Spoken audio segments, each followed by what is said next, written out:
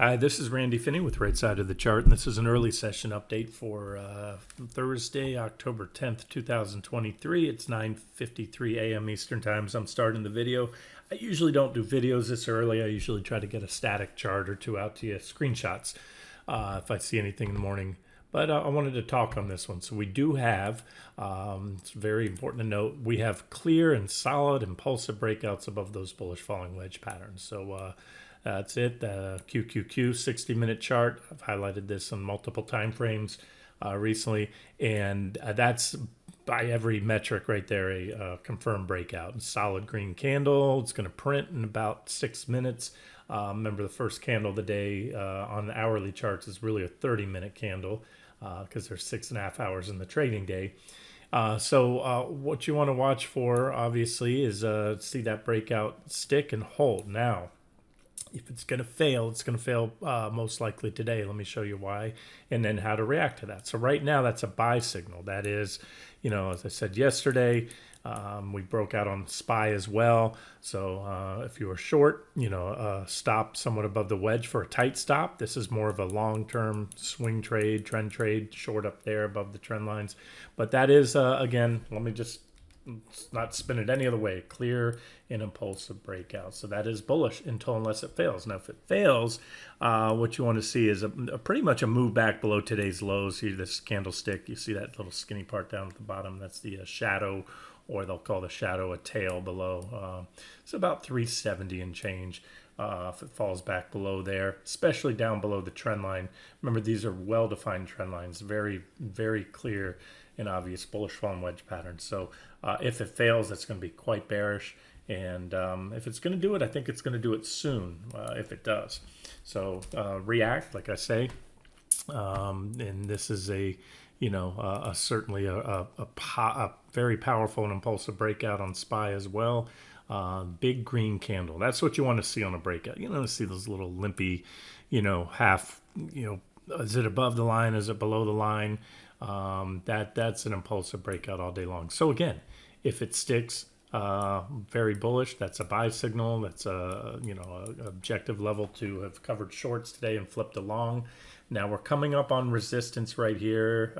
Pretty good resistance, 451.44, and then QQQ. You have a gap right here. So there's gap resistance. Let me move that a little bit higher. You can see there's the big old gap right here we're in now. So that's what it looks like. And let me show you on the daily chart. Let me talk about CPI and some other things and where the opportunities are today. This is the daily chart of QQQ. You have a very significant distinct reaction high back here from that first big bear market rally back in March of last year, and that was resistance the first time we checked it. Perfect rejection there that helped validate that as a significant resistance level. Then we had a breakout and followed by a rally, another back test right there, and recently we just took it out and we're back testing it from below. So I'm giving you glass half full, which I just started with, 60-minute bullish falling wedge breakouts. Glass half empty, meaning bearish, says this is a breakdown and now a back test of 372.84 from below. And should this breakout fail, and again, it would need to fail soon, that's going to be quite bearish. You also have this recent trend line break right here on QQQ. We had numerous reactions there, and recently here. So that's just a hair above as well. Anything much more than that, then what happens is, instead of this being or the 60-minute bullish falling wedge breakout being a false breakdown, this would be a whipsaw. So if you come back up here, then that's pretty powerful stuff, and that's probably going to lead to the back test of that trend line that I've been talking about on the 60-minute chart as the alternative scenario. Again, that's this trend line here. You have the downtrend line and then the uptrend line right there, and that would be, again, a very, very obvious and likely target for this breakout should that stick. Okay, so that's how that looks on the 60-minute chart. This is at 15-minute. Remember, I showed you the downtrend line can be viewed anywhere from the 5 all the way out to the 120-minute charts. And there's your breakout again. That's unmistakable. First resistance level, we're coming up right now in NQ. It's a minor level. You can see by this reaction high here, a couple reactions in there again, very minor resistance. This is a much bigger and significant resistance level. So if you're looking for areas to gain potential pullbacks, and then here's an uptrend line off the lows now. So again, failed breakout would entail us coming down here, falling back below the uptrend line like this, and then especially below this uptrend line, and that would be a flip back to swing shorts in my opinion right there. And then bigger picture might be a little hard for somebody to see in the videos, especially if you're watching them on a phone or some other mobile device, tablet or something. But here's that bullish falling wedge. There's your breakout. And again, so big picture, we're still coming off this divergent high. And that's why, right now, if you're an active trader playing the near-term momentum, certainly, it makes sense to be long play that breakout. But get ready to pivot if it looks like it fails, or if you suspect it will fail. We're coming up on big resistance here as well. And if we take that out, then that's going to increase the odds of that back test scenario right there. But again, here, I'll zoom in and then you can see it better. So there's your wedge, there's your divergence positive, aka bullish divergence at the low, the breakout, and you can see we're coming up on resistance now. And then on the S&P 500 ES, again, we had a little whipsaw, if you recall, through there yesterday on SPY right there, but now a pretty clear breakout right there, and there's your divergent low. This is an hourly chart. So that's it. Now, what was the catalyst for that? CPI, two reports today, as I told you, CPI and the jobless claims numbers coming out. So the CPI, went over this yesterday. The consensus was an increase of 0.2%. The year over year consensus was 3.3. And then it's ex food and energy and all that. So we month over month, we came in at 0.02. Year over year, we were 0.1% cooler than the consensus, still within the range. And that's being cited as the reason for the market's rally today. I'll talk on that real quick because I very much would like to. So here's the breakdown of the numbers that I pulled up. And remember, and I said this yesterday, a lot of people, really respected, market experts think that, the CPI is just a bunch of hogwash, the way the numbers are calculated. And I'm going to show you what I showed you yesterday. So here's energy.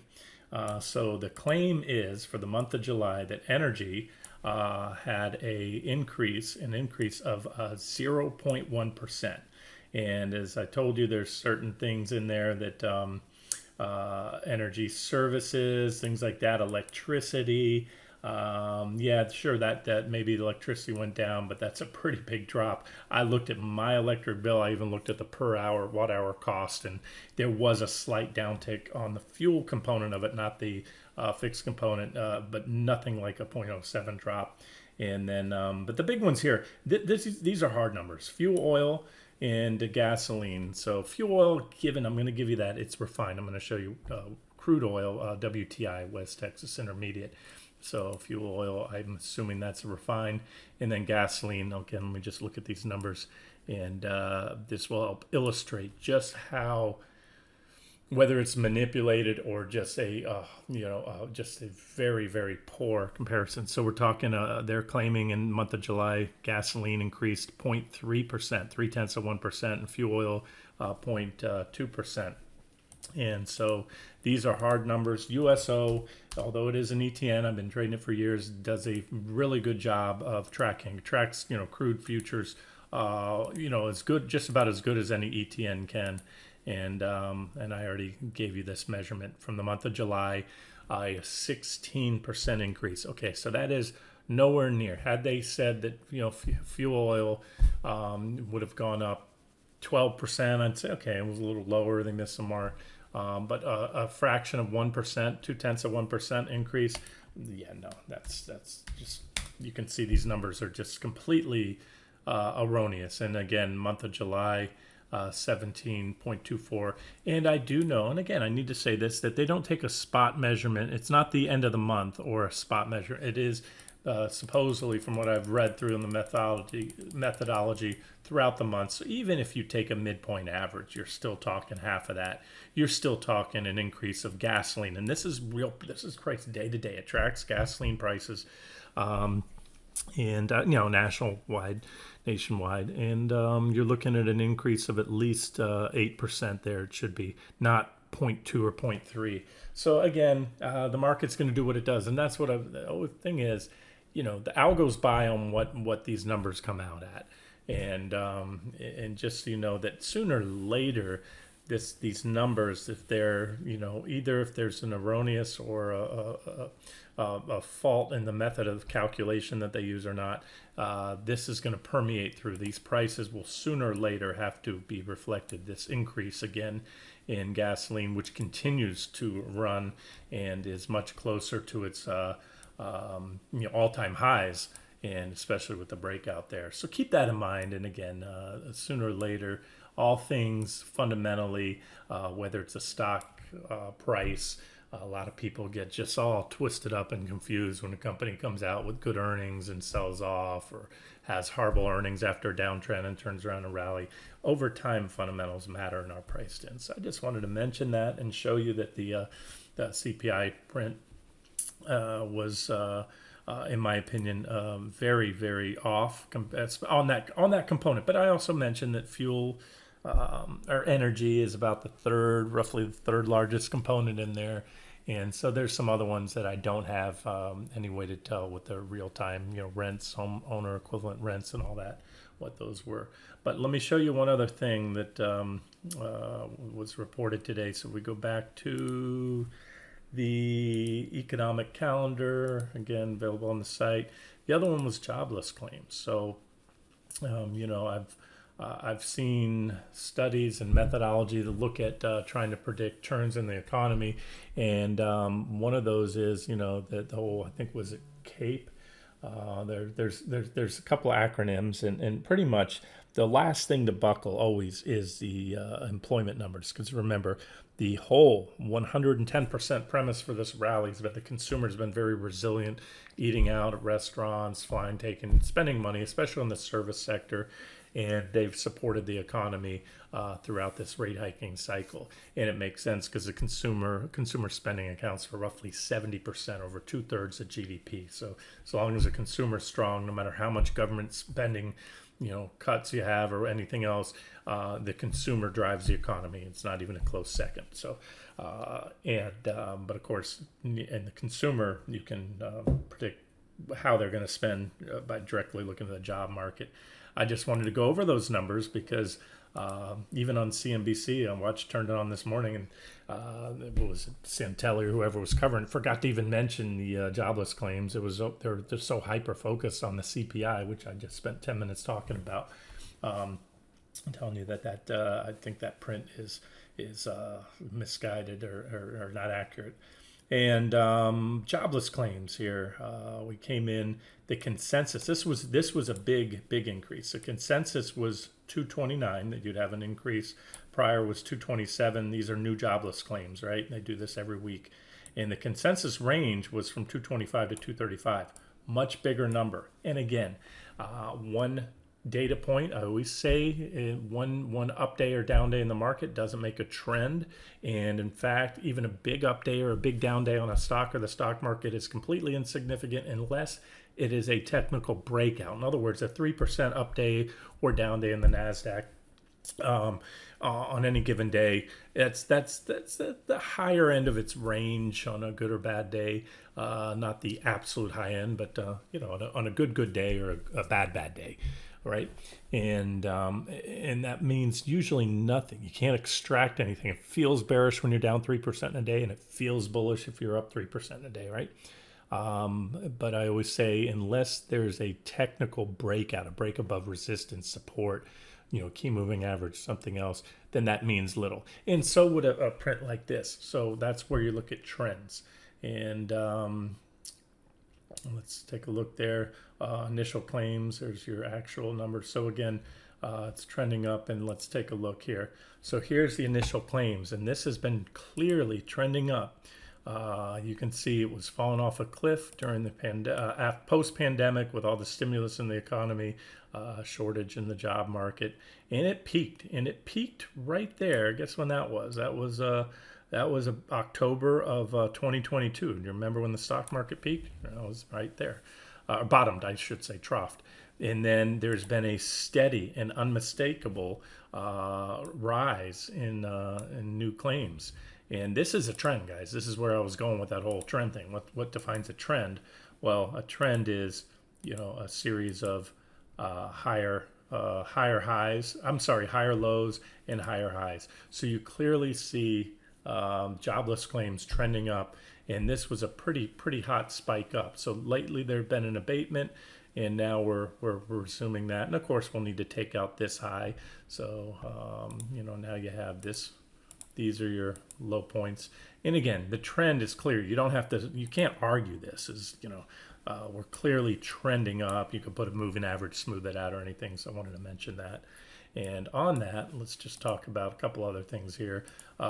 This one, so yesterday I mentioned, here's the U.S. national unemployment rate. And the one of, if not the biggest pillar, when I hear the argument of, the economy and are we going to avoid the recession? Remember, I mentioned within the last about 3 weeks, really since about the week the Fed capitulated. The Fed had actually come out on the last, I believe it's the week they hiked the last rate cut about 3 weeks ago. They came out and now revised and removed their call for a recession. And then J.P. Morgan, Bank of America, almost all or a lot of the big firms did the same. In other words, they've went from hard landing to debate whether we're going to have a hard or soft landing. And now the consensus is no recession. That is a vast consensus. And to me, that's contrary bearish. But what I wanted to show you and what I talk about here is, and I said this before, it's asinine to try to use, a low unemployment as a predictor of whether or not we're going to go into into a recession. These shaded lines here, hopefully you can see those in the video. Those are your recession periods. And I'm going to zoom in a little more, and then you should be able to see it. And it's crystal clear that every economic expansion ends. In other words, every recession is followed by a trough. You hit these historical low levels, and it's really about between 3 and 4% right there, and that's when you bottom. So there's a saying in the stock market, it's always darkest before the dawn, right? And that is, if you think 2009, March of 2009, as the markets were in free fall back in the last Great Recession, it looked like there was no end in sight, and it was just going to get worse, and all the banks were being bailed out by the government. But even then, the financial system looked like it was going to come to a screeching halt, and we did. We had a recession, but then that was over. And the point is that it is usually darkest just before the dawn. The market bottoms on bad news, not good news, and it peaks on good news. And again, I can show you the clear trend here. That this is where the recessions, when you get down to these low peaks, that was a recession line there, but it was so quick, the Fed didn't let it happen. That's the one I called Ursa Interruptus, bear market interrupted by the Fed. When COVID hit, we would have obviously had a much deeper, first time in history, the global economy literally shut down.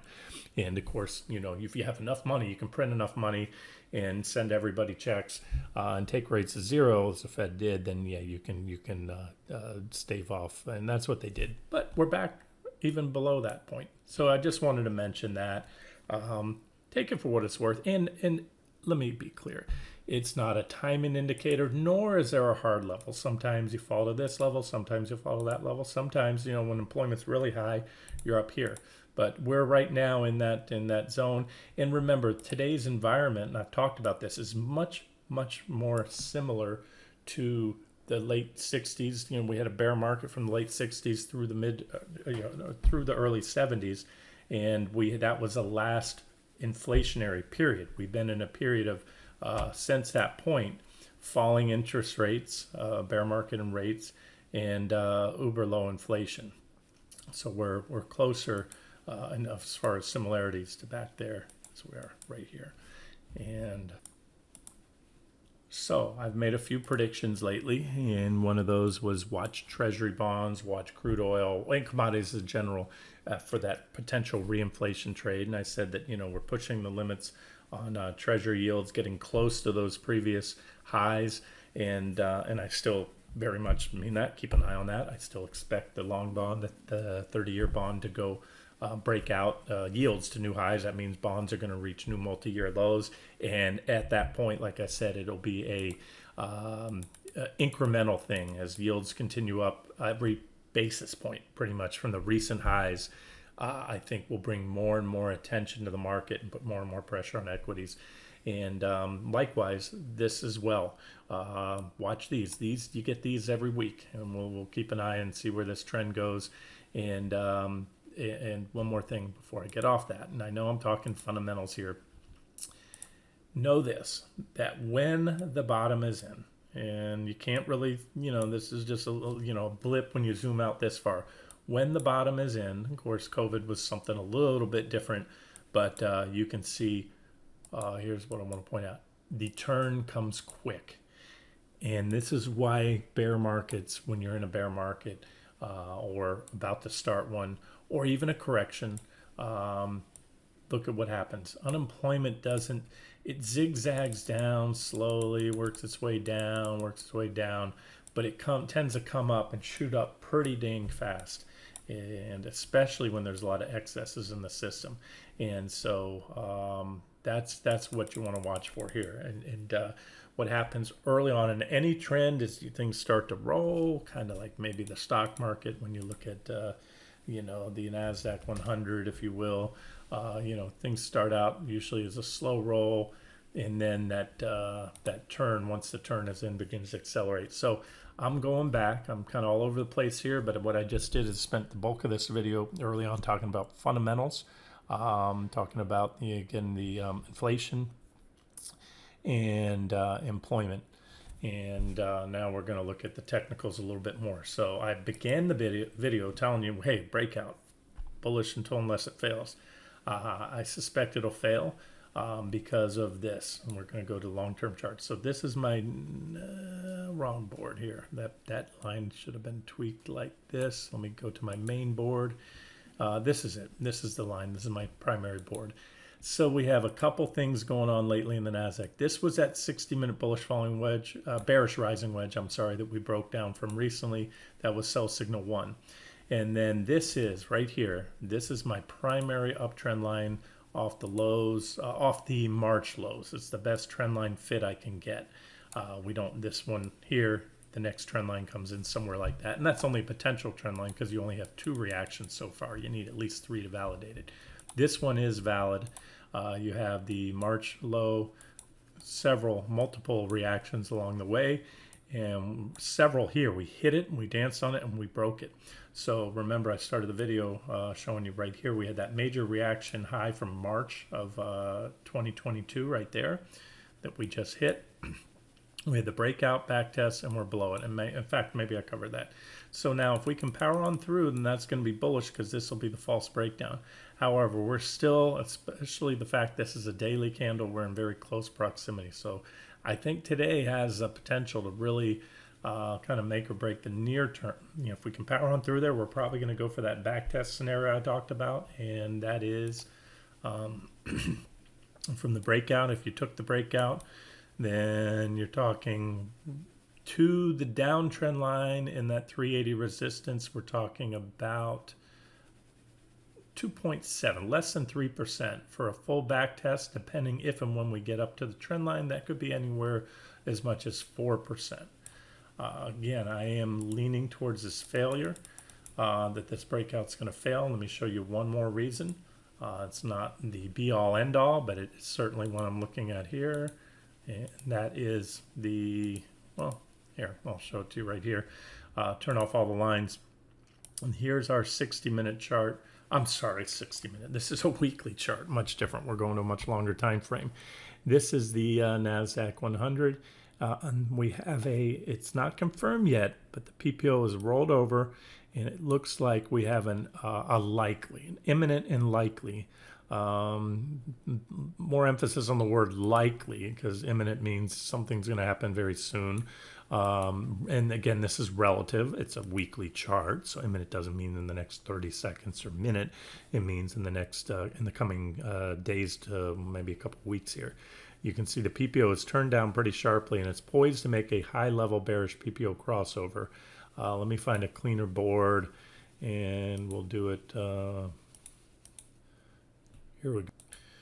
Okay, so when using bearish PPO crossovers, I don't like to pay them any attention during periods of low volatility and sideways trading or consolidation. See this, you have these whipsaws. I like to see clean separation. This is clean separation all along here of the lines right there, just like you had right here in that period. And there was your bearish PPO crossover, and that came and you had a drop of 3-4%, nothing much, but it was the bearish PPO crossover was followed by both downside. And if you look at the momentum stalled out. It's a momentum indicator. So from this high right here, really we went sideways right there. There was that. These are weekly candles. That's a couple months of trading history.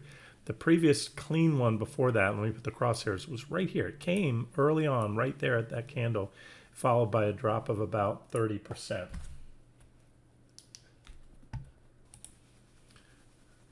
Before that, and again, I'm looking at high level PPO, they have to be well above the zero line.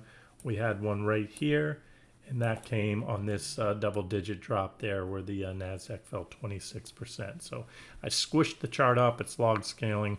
I just wanted to point that out, that the this momentum indicator, the PPO, coupled with the overbought conditions, and if you are like me, who is still very much open to the fact that this is most likely a bear market rally, and strong with that based on the the whole since before this whole bear market started, I figured this one was going to play out a lot different from previous bear markets, including 2007 to 2009, 2000 to 2001, because it's a much different one. The macro situation with the coming off a period of nearly 20 years of artificially low, near zero interest rates and excessive monetary intervention in the markets, a bigger trend change in the interest rate outlook.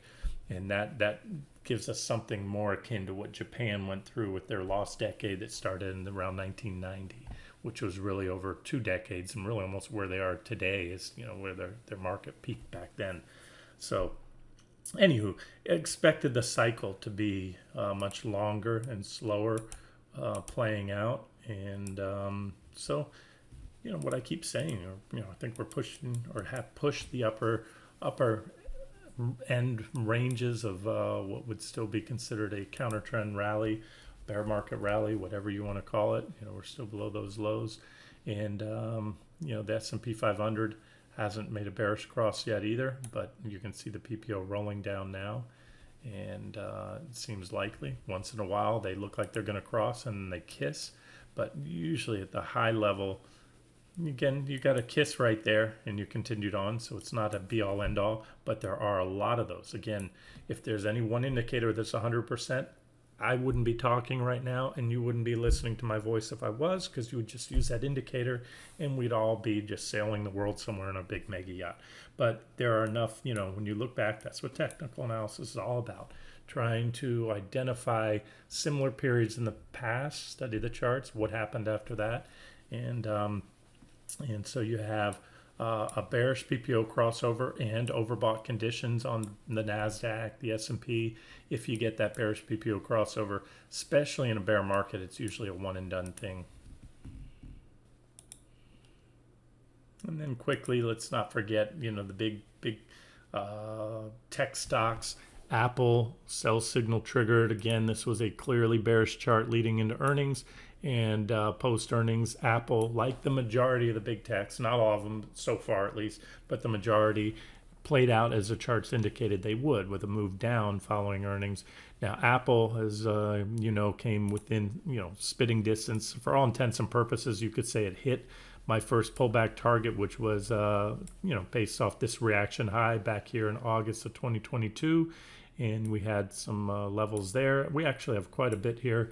It was 176.15, so we came close enough to effectively say it's hit. But again, glass half full. Okay, you hit it, and we're only going to hit my first and minimum target. I gave you a couple. I'll give you additional long-term targets on the weekly I'll get to. So that's glass half full. Here's glass half empty. Apple's going down, consolidating right on or above support, flagging, and maybe another leg down to come. On the weekly chart, primary board right there, we have a unmistakable and clear sell signal. And on a weekly chart, usually when you get those sell signals, there's a lot more downside to come when you break these trend lines. Not always. Sometimes you get them and then you push back up. But again, I'm not talking about the sometimes or the less often scenarios. Trading is all about talking about probabilities, not possibilities. Okay, I had to stop the video there. I had a delivery I had to receive. It's been a little while since I paused it, but so point I was trying to make on those trend line breaks, again, the majority of those have resulted in well into double-digit drops. I'll just measure it out for you here. Well, that one off the divergent high I already measured 35%. This one was certainly a double-digit drop over the next few weeks, and then resulted in, remember, we didn't have a divergent high at that point on that trend line break. Divergent high came later, followed by a 21% drop. Divergent high followed by I don't know where it went. Well, we used to have those marked up here. Sometimes, there it is, 32% off that divergent high. So I'll need to put that on this board. Divergent high, 32% drop. So what you have on this one is a combination. You have a clean, already have the bearish PPO crossover on Apple. Apple, again, the largest component of the Nasdaq 100, of the S&P 500. So not just a mathematically important stock to the indexes based on its weightings, but also a psychologically important stock to the market and the economy as a whole. One of the most widely held companies in the world. So there it is, clean bearish crossover that already occurred, coincided with a breakdown of that trend line. And as history shows, again, when you put in all these divergent highs have never, I don't have any, the smallest one I have is a 21% drop. And so to me, Apple's just getting started and, coming down here to at least this 158-ish level in the uptrend line, the longer term. I got to zoom all the way out here and show you. This is my long-term chart Apple here. Trend line comes off the 2003 lows right there. And that's the one that I think will come and visit this time around. So that still, from where we're at right now, gives us another 12% downside in Apple if my targets hit. And that would be a total drop from the highs to low of about 20%. Now, should the breakout stick today instead of fail, which I suspect it's probably going to fail soon, but if it sticks and gives us a backtest of the trend line, we could very well have a kickback rally. I mean, you look at all these other breakdowns, sometimes you just, you didn't look back, but quite often after the initial breakdown here from low to high, Apple rallied 18.5%. So, before going on to drop from that point right there, let me measure it, falling 30%. So, when trading the weekly time frame, it's not it's almost the opposite of those 5-minute charts. 5-minute charts going to get you in and out, get you those 1-2% moves, or get you in early on a trade. The 60-minute charts will help to identify, how much of a counter trend rally might you have during a larger trend. And that's where I kind of started the video. So when I look at Apple, one thing about it, it does not have, although we came very close or effectively hit my first pullback target, what I noticed, it does not have positive divergence.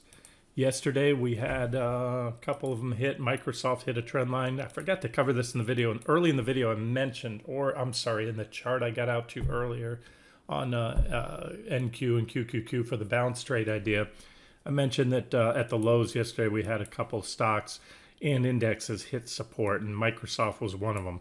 But Microsoft is flirting with that 324 price support, and this uptrend line right here, which it hit yesterday so far. So I consider that at minimum a little reflexive bounce. And the bottom line is, I think this breakout is likely going to fail for all those reasons I just showed you, looking at QQQ where it's at on the daily chart and the weekly chart, as well as Apple and a lot of these market leaders. Here's Alphabet. That's one of the few up since earnings, but again, big negative divergence. And as I always say, this, more often than not always, but more often than not, clean. This is what I call clean divergence. When I see these, two peaks separated by a clean trough, that's the kind of divergence I like to see. And that's the kind of divergence that much more often than not plays out for a trend reversal. So this is your current trend, an uptrend. And just as the last downtrend ended with positive divergence back here, and that gave you this uptrend, now we've come full circle. Big divergence, big negative divergence. And so to me, that tells me not only will the post-earnings rally get faded, but we're going to look at most likely a trend reversal here, and this stock's going to step its way down and probably fall double digits in the coming weeks or coming months. Maybe even the coming weeks. We'll see. So let me just end this. We'll keep this one limited to the markets. I'm going to cover the metals and commodities and everything else in another video, or get just some screen shots out of individual charts for you. But I just wanted to wrap this up with the weekly chart, the bigger picture. So this is Apple, which I just covered quite extensively. Clear, very well-defined trend line break, divergent, big divergence, negative divergence on this weekly chart. I'm zoomed in a little bit here. Trend line break, and where I think it's going. Board 5, I must have some additional notes. Same thing, tells me the same thing. Microsoft. Here's my weekly chart on Microsoft. Divergent high here. We've been diverging for quite some time. Draw a line, i.e. negative divergence, and you can see my scenario here. We also recently had a trend line break. And these are the things that I'm looking at. So, on the 60-minute, I showed you, we just had a breakout that could lead to some more upside, especially if the breakout sticks. But I tried to quantify it for you, anywhere from maybe 1.5% to not much more than 3% at my max bounce target. So, as I've said before, if you're a swing trader and you are bearish and you've already shorted or you plan to short, you can give it a little bit of room. That's not a whole lot upside compared to the downside potential, because I'm trying to give you, by looking at these weekly charts, the magnitude of the drops that I see coming most likely. And there's my scenario on Microsoft. Confirm that we already have now the bearish PPO crossover in play, just like Apple, high level bearish PPO crossover.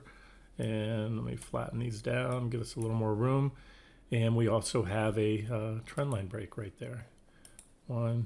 Several reactions there, one right there, and there's your sell signal. Now, if I want to play benefit of the doubt, I can do this right now, which I just did. And I'm going to tighten this trend line up for you. That's what I'm doing, coming at the low there, catching the bottom of this candle. And now I'm going to put Microsoft right there.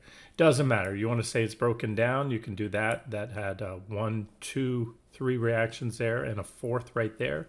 And that's a sell signal. But if you want to play it safe, and this is what I call the BOD, or benefit of the doubt trend line, come in there and it's a nice clean trend line under just the bottom of that candle there.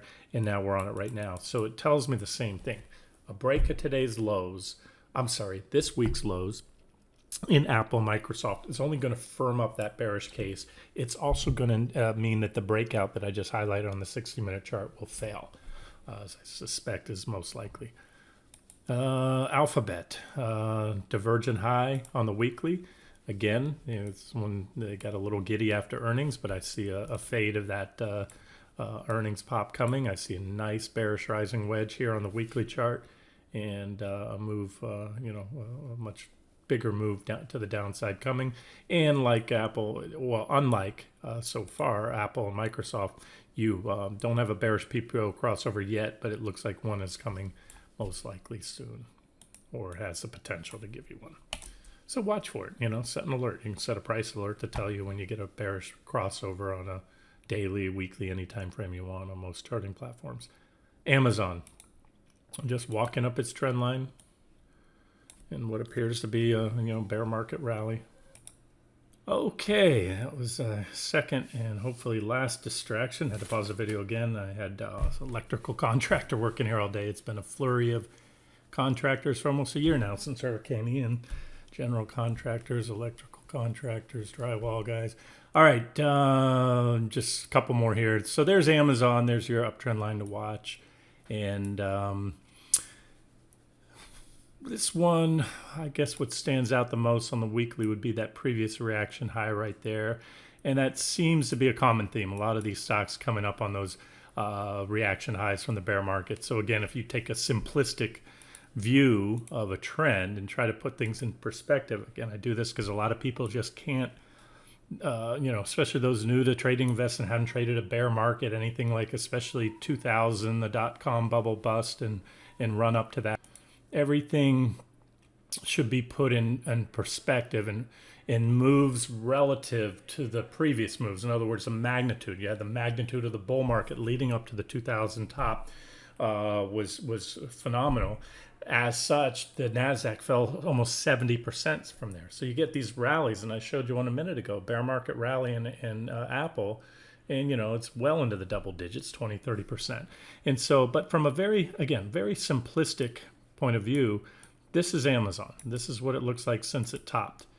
This is what a downtrend looks like. Now, if it goes up a lot higher, does that eliminate the possibility because you've taken out this previous reaction high that we can't go down and do that? No, it doesn't, because you still have other reaction highs. And then sometimes you don't have a perfect downtrend like that. I've seen a lot of stocks and markets at top on double top highs, or triple top highs. I just want to point out that as of now, again, by many metrics, especially your everything but these market leaders. Remember, the market leaders have been the strongest. They posted. This is where the most of the money flowed this year into these guys. And so there's the vast majority of stocks out there. Again, well over 50%. Haven't even retraced. 50 or the 61.8. Your typical Fibonacci retracement levels, like Amazon, for example, is just still shy of the 61.8, which would be a typical counter trend rally in a larger trend, if that is indeed what we're looking at here. So, okay, so that's it. I just wanted to give you what these guys look like on these weekly charts. Here's NVIDIA, bearish PPO crossover now in effect. You can see we had the lines crossed. Looked like they were going to cross there. They didn't. Now they did. Last time we had a bearish PPO crossover, let me turn off all the lines, was right here. High level bearish PPO crossover, above the zero line. And from that point, if I grab that candle right there, the stock fell a mere 65%. The time before that, high level bearish PPO crossover right here. And it didn't fall, but it didn't go up for, follow my crosshairs. Look at the pop-up box to the left. This is hitting that point right here on the crosshairs. 8 months later, the stock had gone nowhere. So again, I always talk about how stocks can correct in one of two ways. Most people think of a correction on something that's been going up as it going down. There's another way to correct. I always say you can correct in time or price or a combination thereof. This was a correction mostly in time. Again, relative to the scope of that whole thing. But from high to low there, within that range, it was about a 21% drop. Okay, and since so much time has evolved since I started this video with multiple pauses and all that, I'm just going to loop back to that 60-minute chart. And here we are. So a couple things. If you are bullish, so far the breakout candle has been faded. We're right back to about where we started. The breakout hasn't failed yet. It's simply a back test. So if you are bullish, or if you are market agnostic and you don't have any opinion or views of where the market's going based on any other time frame than this one that you're trading, this is an objective long entry. You have a bullish falling wedge pattern. You have a breakout, which was impulsive too, and a back test. That is textbook 101, an objective long entry right here.